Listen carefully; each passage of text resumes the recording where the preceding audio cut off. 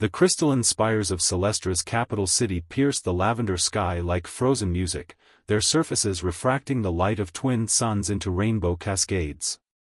Mark Sullivan stood at the viewport of the diplomatic shuttle, his breath caught in his throat. After 6 months of space travel, the sight of the alien world still managed to steal his composure. Magnificent, isn't it? Ambassador Reeves settled into the seat beside him, her weathered face reflecting the planet's glow. Even after 20 years of diplomatic service, this view never gets old. Mark nodded, straightening his formal attire.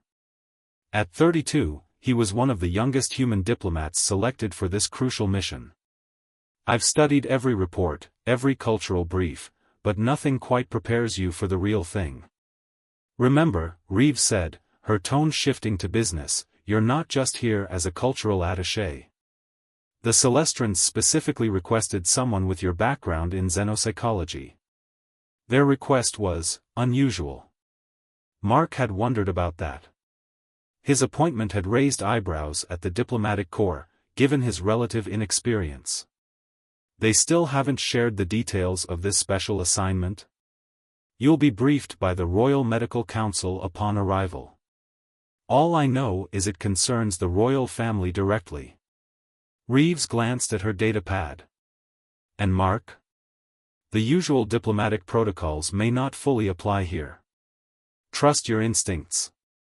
The shuttle descended through layers of iridescent clouds, each one shimmering with bioluminescent particles unique to Celestra's atmosphere. The capital city of Luminera spread below them like a scatter of precious gems, its architecture a harmonious blend of geometric precision and organic flow that reflected the Celestrans' dual nature, highly logical yet deeply intuitive. Their landing platform extended from one of the minor palace spires, a graceful tendril of crystal and metal that seemed to grow from the building itself. A delegation of Celestrans awaited them, their tall, elegant forms draped in flowing robes that shifted colors with their movements. Mark followed Ambassador Reeves down the shuttle ramp, consciously maintaining the measured pace appropriate for diplomatic occasions. The Celestran's opalescent skin caught the sunlight, creating subtle patterns that Mark knew were a form of nonverbal communication among their species. High Counselor Theron stepped forward, his ceremonial staff chiming softly with embedded crystals. Ambassador Reeves, we welcome Earth's continued friendship. His voice carried the musical undertones characteristic of his people. And this must be Diplomat Sullivan. Mark executed a perfect Celestran greeting, his hands forming the traditional gesture of mutual respect. Your hospitality honors us, High Counselor. May our world's paths continue to intertwine. Theron's skin patterns shifted to show approval, but Mark noticed an undercurrent of tension in the delegation's stance. Something was definitely amiss. Diplomat Sullivan, Theron said, if you would accompany us? The Royal Medical Council awaits. He turned to Reeves. Ambassador, Minister Venna will escort you to the trade negotiations. Mark exchanged a quick glance with Reeves before following Theron and 2 medical officers into the palace proper. The interior was a marvel of architecture, with corridors that seemed to breathe and walls that carried whispers of bioluminescence. But Mark's attention was drawn to the increasing signs of concern in his escort's skin patterns. The medical chamber they entered was a blend of organic technology and crystal formations. Chief Medical Officer Lasara stood from her floating desk, her aged features set in what Mark recognized as their equivalent of a frown. Diplomat Sullivan, she began without preamble, what I'm about to share is known to only a handful outside the royal family. Our Princess Ariana suffers from a condition we've been unable to treat, severe chronic insomnia. Mark's diplomatic training kicked in, masking his surprise. I understand this is a serious matter, but I'm curious why Earth wasn't informed through regular medical channels. Because, Theron interjected, it's not merely a medical condition. The princess hasn't truly slept in over 2 years, yet she shows none of the physical deterioration our species normally experiences from sleep deprivation. Our scientists are baffled. We've tried every treatment known to our medicine. Lysara's skin rippled with concern.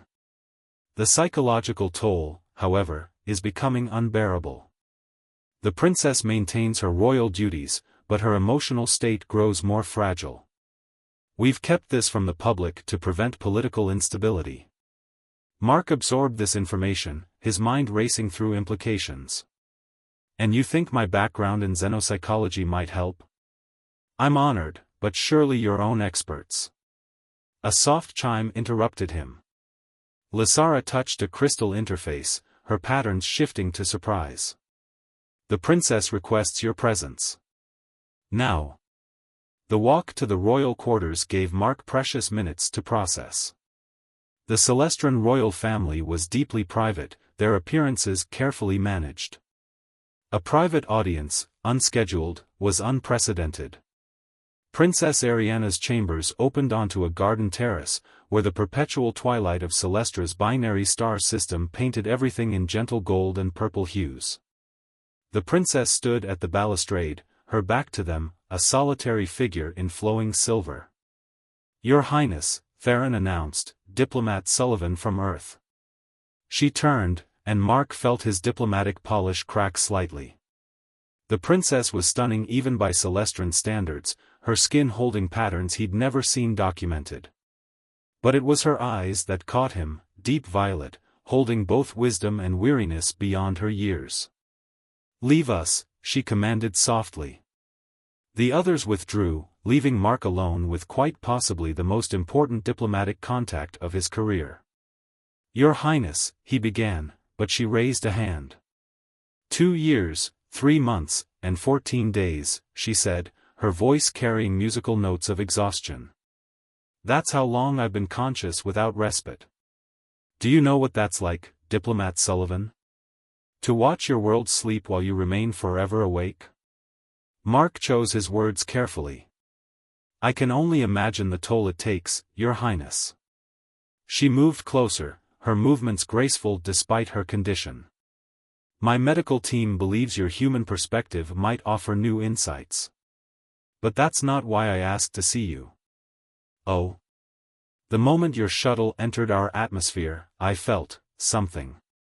A calmness I haven't experienced in years. Her skin patterns showed both hope and confusion. And now, standing here with you, I feel. She swayed slightly, her patterns dimming.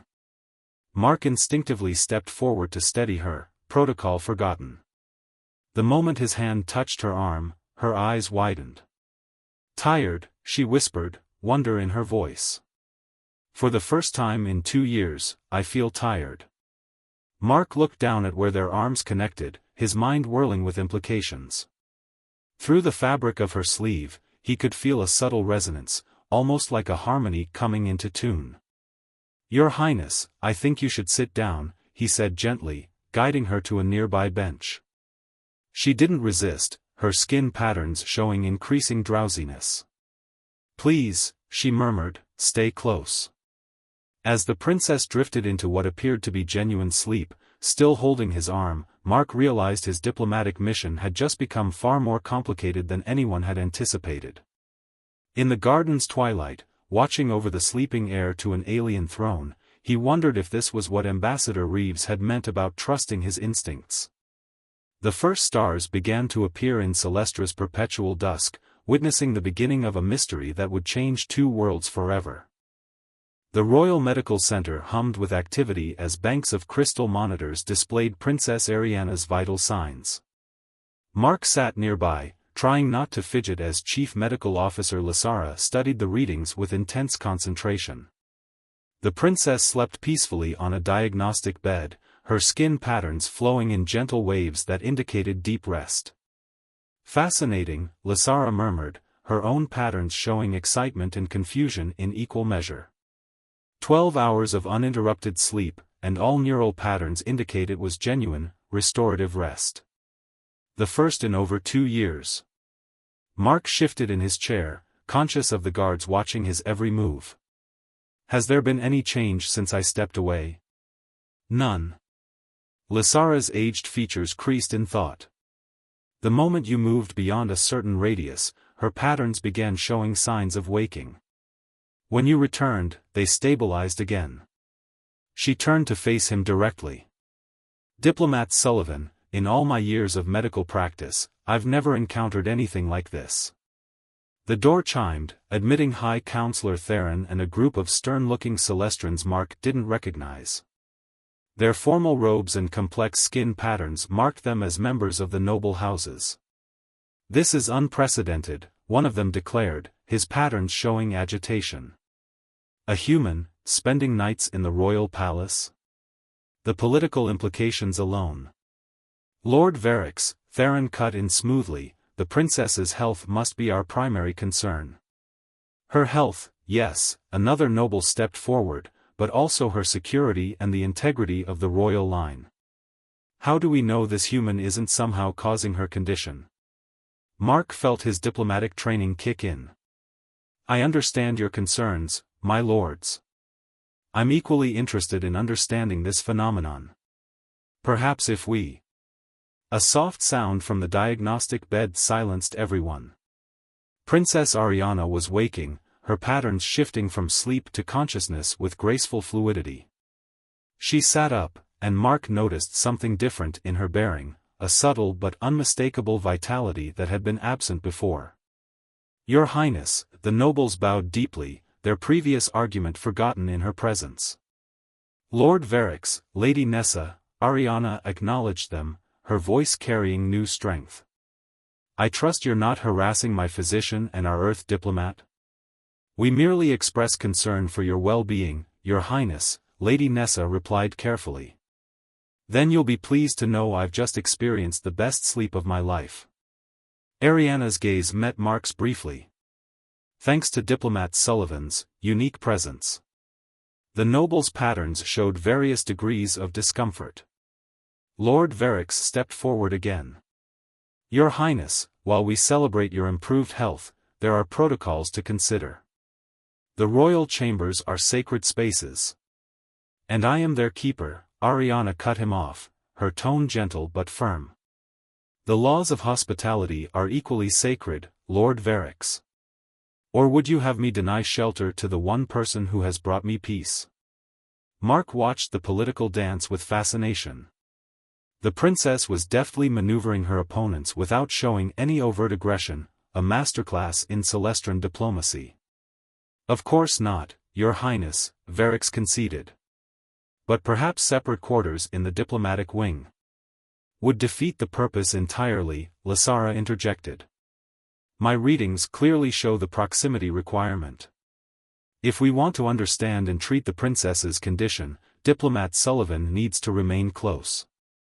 The debate might have continued, but a new arrival changed the dynamic entirely. Queen Regent Celine entered the medical center, her presence immediately commanding attention. Her skin patterns held the complex harmonies of centuries of royal breeding, and Mark found himself inclining his head along with everyone else. "Mother," Ariana greeted her with formal respect. The Queen Regent studied the scene, her ancient eyes taking in every detail. "I've reviewed Dr. Lasara's preliminary reports. Fascinating." She turned to Mark. "Diplomat Sullivan, walk with me." It wasn't a request. Mark followed the Queen Regent onto a private balcony overlooking the capital city, acutely aware of the weight of the moment. "My daughter has suffered greatly these past years," Celine began, her voice carrying the musical tones of the old royal dialect. "Did you know that in the early days of her affliction, she would spend hours in our ancestral archives, searching for any mention of similar cases?" "I didn't, Your Majesty." "She found nothing, of course. But I did." The Queen's patterns shifted to show something Mark couldn't quite interpret. "In records so old they're nearly myth. Tales of the first contact, when our peoples met briefly, long before official relations began."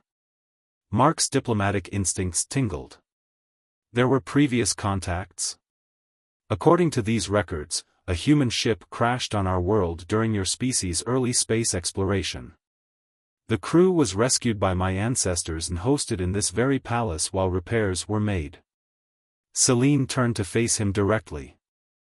One of those humans formed a peculiar bond with a royal of that era.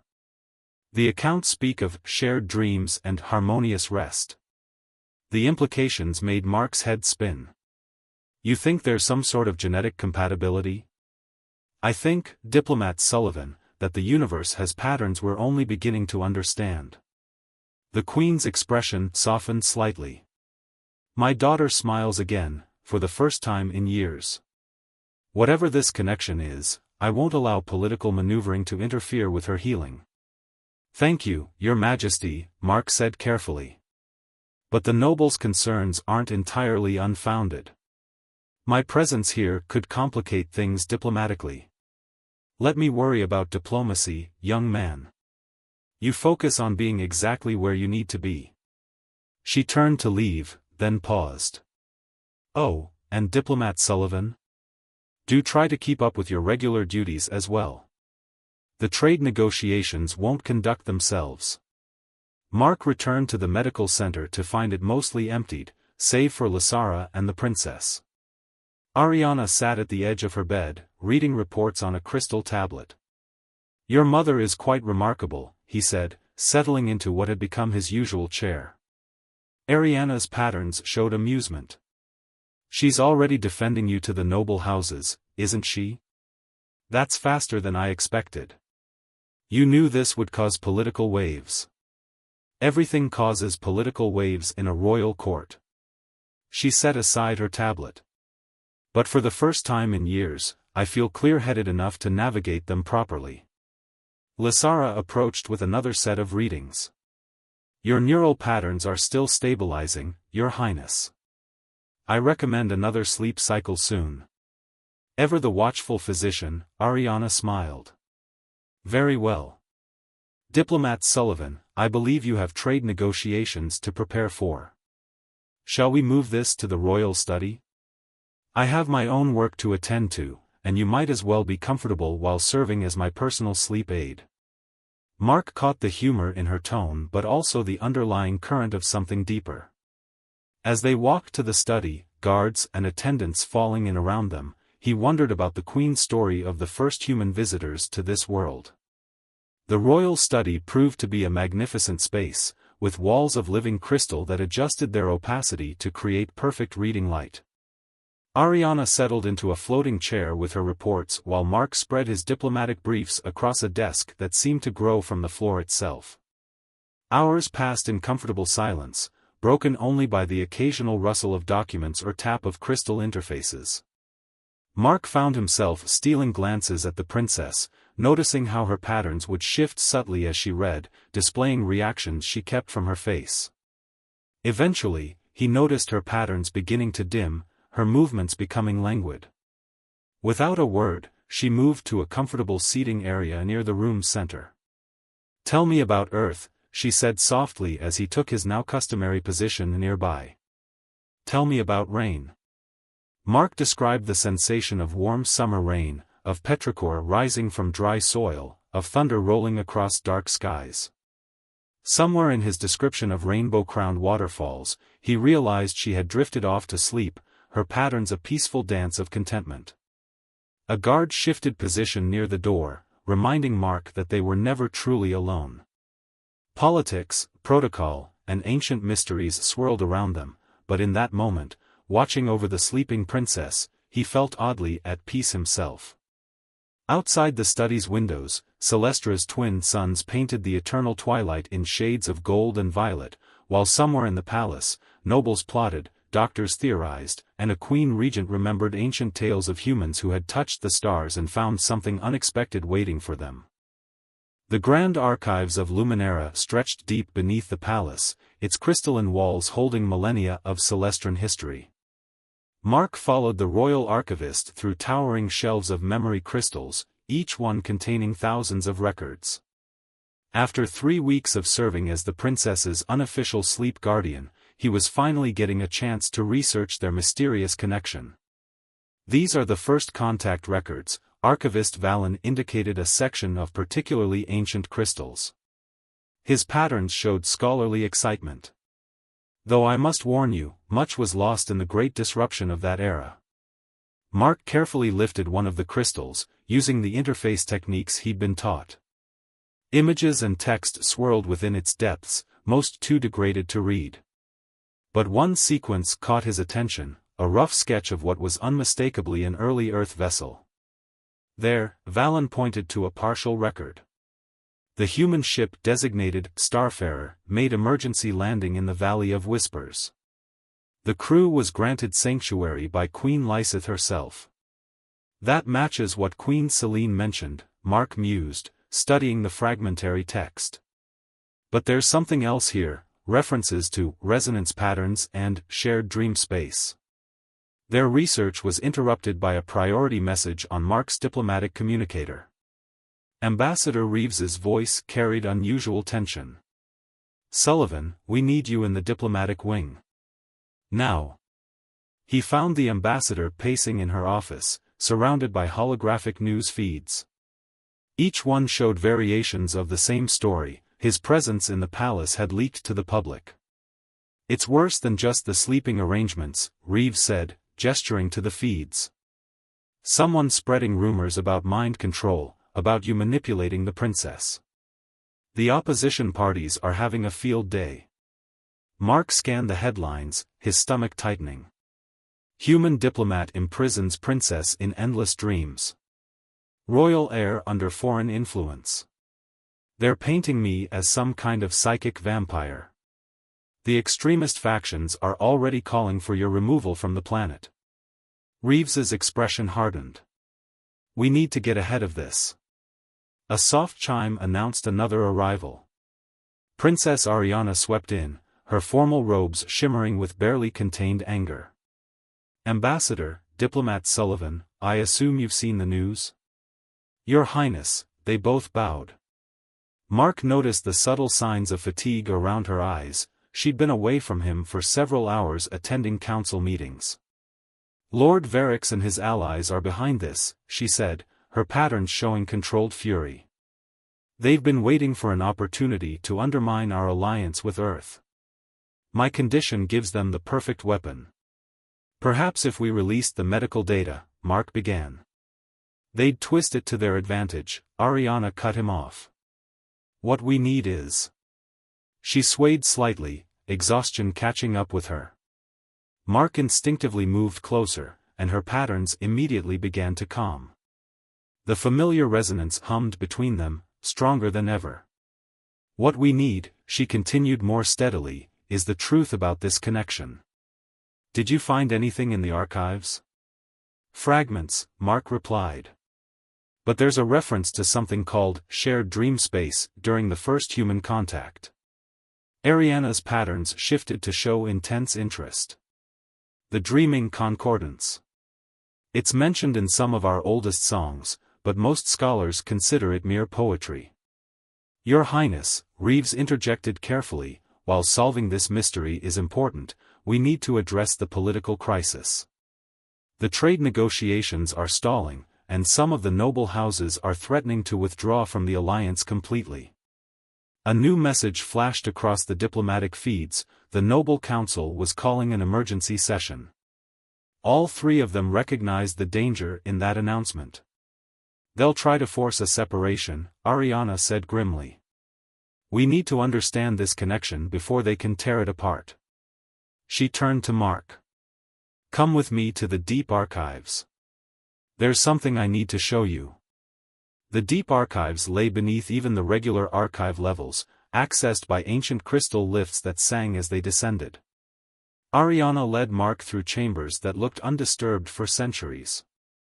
"Only the royal family knows of this place," she explained, her pattern subdued in the dim light. "These records predate our modern civilization, from the time when we first achieved space flight." She approached a crystalline plinth that hummed with old power. At her touch, it projected images into the air around them, star maps, genetic sequences, and text in a script so old Mark's translator couldn't decode it. "Our ancestors weren't just explorers," Ariana said softly. "They were dreamwalkers.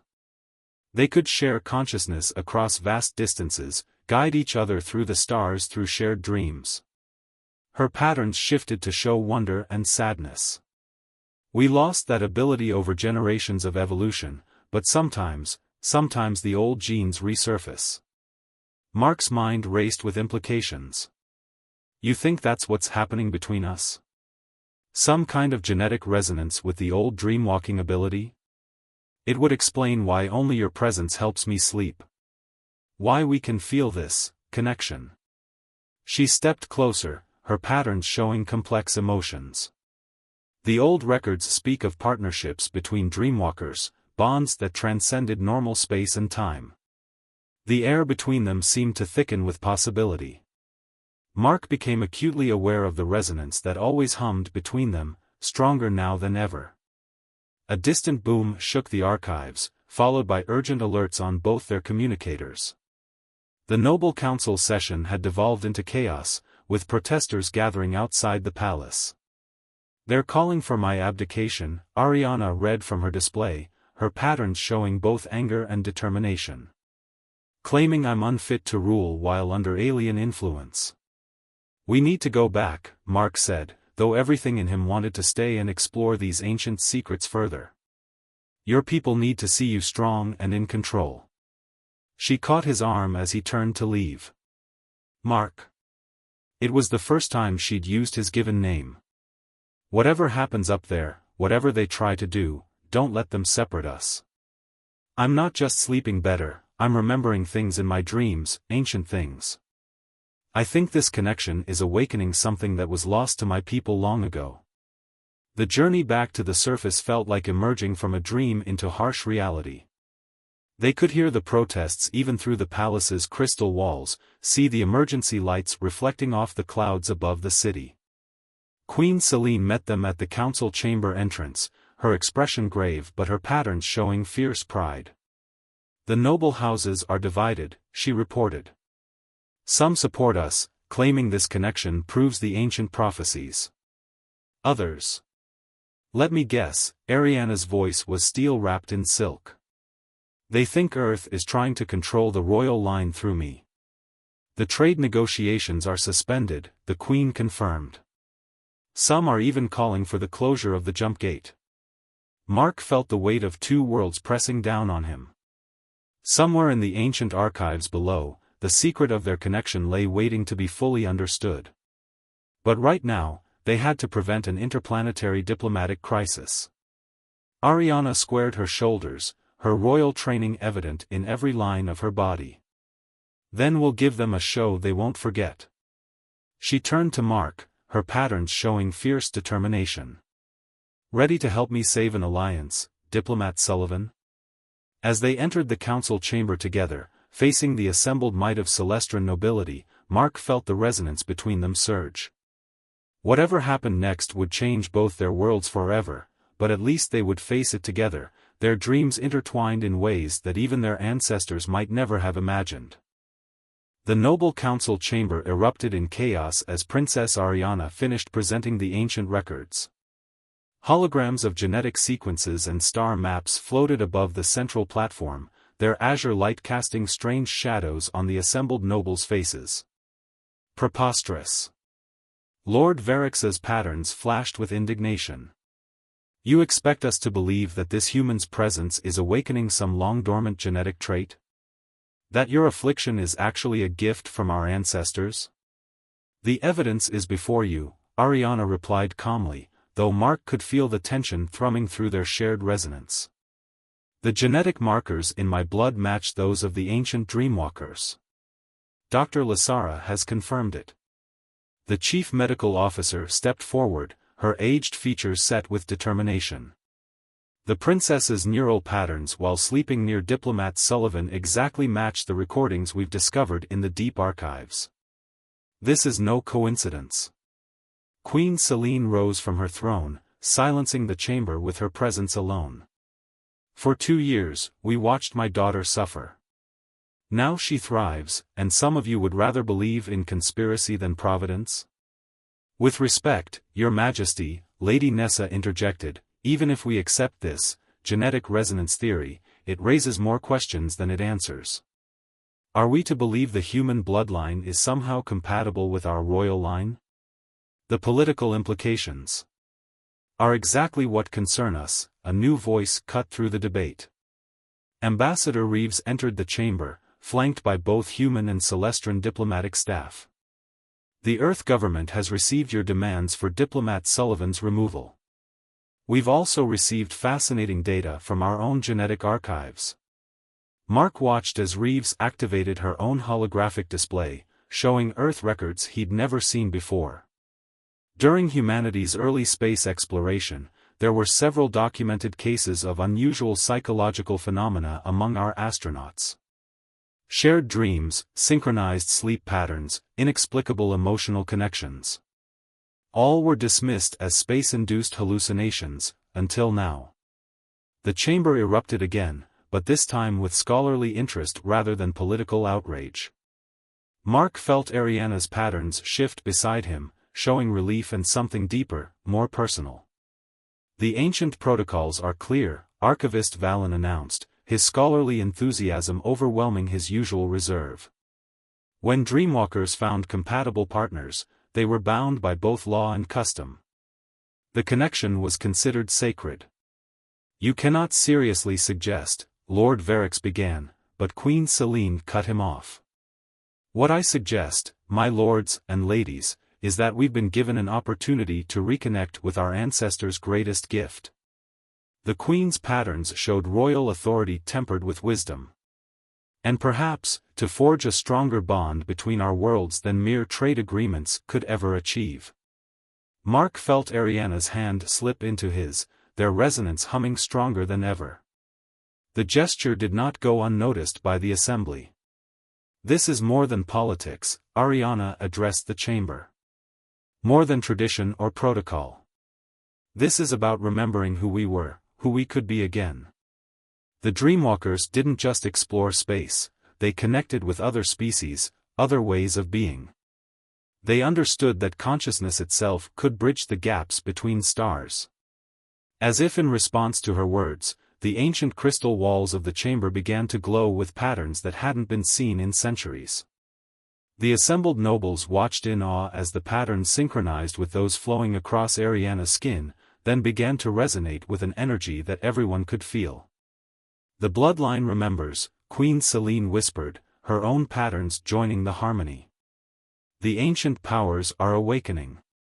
Mark felt it too, a deepening of their connection that went beyond mere proximity. In that moment, he could sense echoes of Ariana's thoughts, fragments of shared dreams that had been building between them over the past weeks. The opposition's resolve began to crack as more evidence poured in. Earth's genetic archives revealed more cases of human Celestran resonance, all documented but never understood. The ancient prophecies spoke of a time when the Dreamwalkers would return, bridging worlds not through technology but through consciousness itself. There will need to be protocols, Lady Nessa finally conceded, her practical nature asserting itself. Guidelines for this new form of diplomatic relation. And safeguards, Lord Varix added, though his patterns showed grudging acceptance. We cannot simply throw aside centuries of tradition. No one is suggesting that, Ariana replied. But perhaps it's time for those traditions to evolve, just as we have evolved. The jump gates connect our worlds in space, why not connect them in dreams as well? The debate continued into the night, but its tone had shifted from crisis to planning. Mark found himself drawn into detailed discussions of diplomatic procedures, genetic research protocols, and the possibility of identifying other potential Dreamwalker pairs among their peoples.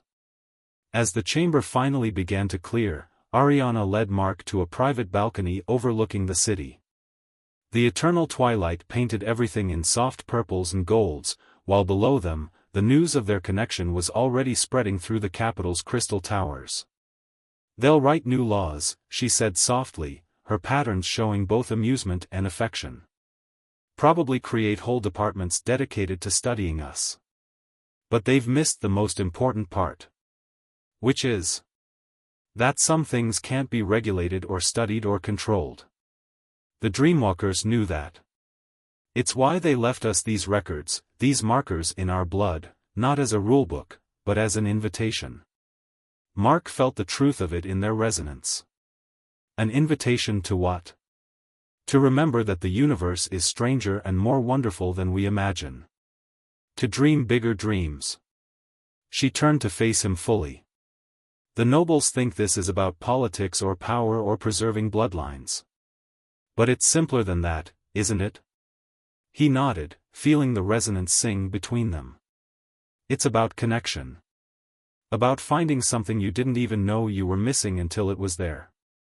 Above them, the first stars were appearing in Celestra's twilight sky.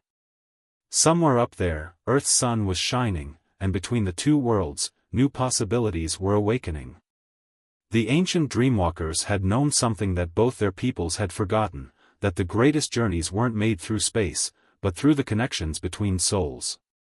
In the palace below, politicians would argue about protocols, scientists would study genetic markers, and historians would rewrite their understanding of both species' past.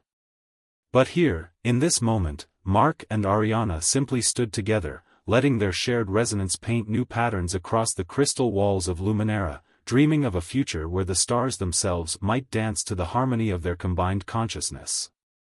The ceremonial gardens of the royal palace blazed with bioluminescent flowers, their patterns synchronized to the emotions of the gathered crowd. 1 month had passed since the revelation of the Dreamwalker connection, and now both humans and Celestrans gathered to witness something unprecedented, the formal binding of their worlds through the ancient Dreamwalker protocols. Mark stood beneath an arch of living crystal, wearing ceremonial robes that combined Earth diplomatic formal wear with traditional Celestran designs. The resonance between him and Ariana had grown stronger with each passing day, their shared dreams becoming clearer, deeper, more meaningful. Ambassador Reeves approached, her expression both proud and concerned. The Earth delegation is ready, but we're getting reports of protesters gathering in the outer city. Some traditionalists still opposed this union. Let them protest, Queen Selene said, appearing silently beside them. They cannot stop what the stars have set in motion. Her patterns showed fierce pride as she watched her daughter preparing in a nearby chamber. The past month had brought stunning discoveries. Other human Celestran pairs had been identified, each showing potential for Dreamwalker abilities. Research teams from both worlds worked frantically to understand the genetic mechanisms, while diplomatic corps scrambled to create new frameworks for these unprecedented relationships. The chamber doors opened, and Princess Ariana emerged. Her ceremonial robes shifted colors like auroras, their patterns perfectly complementing Mark's. The resonance between them surged, making the crystal architecture around them hum in harmony. The ancient records speak of this, Archivist Valen announced to the assembled dignitaries. When Dreamwalkers fully bond, their consciousness creates ripples in the very fabric of spacetime. Our ancestors built their cities to sing with these harmonies. As if in response, the crystal spires of Luminara began to pulse with light, spreading outward from the palace in concentric waves. The protesters in the outer city fell silent, watching in awe as their world responded to powers they had thought lost to legend. High Counselor Theron stepped forward to begin the ceremony, but sudden alarms cut through the harmonious atmosphere. Emergency signals flashed across communication crystals, and the palace defense shields shimmed into visibility. Multiple ships dropping out of jump space, a security officer reported, their patterns showing urgent concern. They're not responding to hails. Separatist faction, Lord Varix announced grimly. His opposition to the Dreamwalker Union had faded to reluctant acceptance, but others had taken harder stances. They threatened to prevent this ceremony by any means necessary. The assembled crowd murmured in concern, but Ariana's voice cut through the chaos. Everyone remained calm. Her patterns showed not fear but fierce determination. Mark? He nodded, already feeling their resonance deepening. Together, they stepped onto the central platform as the hostile ships appeared in Celestra's twilight sky. The ancient Dreamwalkers didn't just explore space, Ariana addressed the crowd, her voice carrying strange harmonics. They could reach across the void itself, touch minds and hearts across any distance. Mark felt their consciousness beginning to merge, deeper than ever before. Through their shared awareness, he could sense the minds aboard the separatist ships, their fear, their anger, their misguided determination to preserve what they saw as racial purity. The crystal spires of Luminara blazed brighter, responding to the combined power of their awakened Dreamwalker abilities. Ariana's patterns began to shift in ways never before recorded, and Mark felt his own consciousness expanding in impossible directions. "We see you," they spoke in unison, their voices carrying through space itself to touch the minds of the separatist crews. "We feel your fear. But watch now. Remember who we were. Remember what we can become." Through their shared dream space, they projected visions of the ancient past, Dreamwalkers guiding ships through uncharted space, bridging gaps between species, building connections that transcended physical barriers. They showed futures too, human and celestial consciousness evolving together, reaching out to touch other minds among the stars. The hostile ships wavered in their approach. On their bridges, crews struggled with suddenly awakened genetic memories, with echoes of abilities their ancestors had possessed. The weapons they had planned to use powered down as their operators remembered older, deeper ways of resolving conflicts. In the ceremonial gardens, the assembled diplomats and nobles watched in awe as the crisis resolved itself without a shot being fired. The separatist ships retreated, their crews shaken by the experience of touching the Dreamwalker consciousness. "Well," Queen Selene said dryly as Mark and Ariana returned to themselves, "I believe that demonstrates the advantages of this union rather effectively." The ceremony resumed, but it had evolved into something more profound than a mere diplomatic arrangement. As Mark and Ariana spoke the ancient words of binding, their consciousness remained partially merged, sharing thoughts and feelings that transcended normal communication.